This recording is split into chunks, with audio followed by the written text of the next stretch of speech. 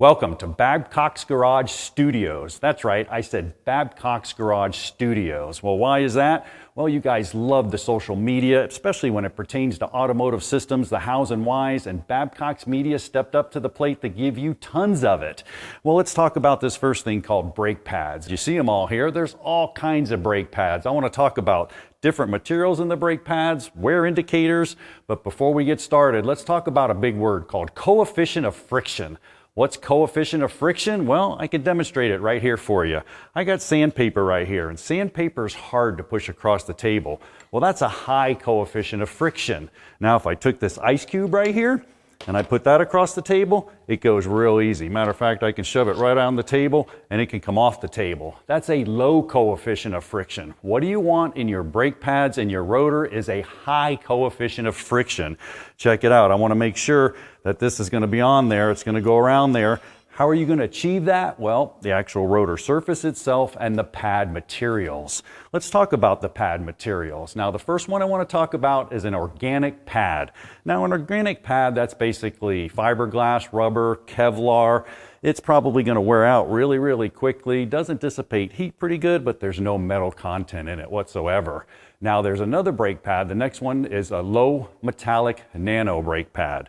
Now that brake pad has about 20 to 30% metal content inside of it. It's kind of like the organic. It's pretty soft. It's got great stopping capabilities, and it's really, really good if you're trying to reduce noise. Maybe you have some brake squeal with the metal in the pads. You can switch down to that one. Then we're moving up to the actual semi-metallic pad. Now the semi-metallic pad has about 30 to 60% metal content inside of it, and it's kind of your run-of-the-mill pad. Everybody uses it. The manufacturers use it. It's got good stopping capability, pretty good heat transfer, but it wears about middle of the road. The organic's going to wear out really, really quick. This one, not so much. Really good brake pad.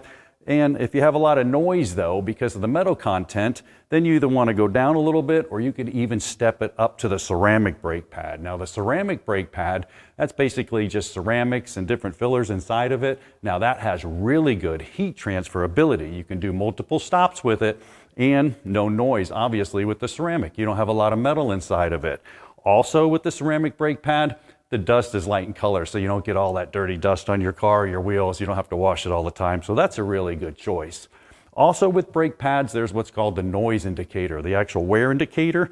There's different types. The first one here, this is actually an audible wear indicator. Now, I like the audible wear indicators because it's located right here on the brake pad, and it's a softer metal than the rotor. So what happens, you guys all heard it. I know the techs out there, you heard that chirp as you come into the shop. Chirp, chirp, chirp, chirp, chirp, chirp, chirp. That's that big money car. You run out there and get it because brakes pay good. Why? Well, they're safety items. That guy right there is actually rubbing the rotor, and when it rubs the rotor, you get that audible chirp. Now the car stepped it up to electronic brake wear indicators. This one right here is an electronic brake wear indicator. Now you can see it's built into the brake pad right here. And what happens when it wears down, it gets to a point, well, it kicks on time to service the brakes inside of your car. It knows. Now I brought a really cool one here. This one's actually a BMW electronic wear indicator. And this is cool because you look, it pops out right here. Well, why does it pop out?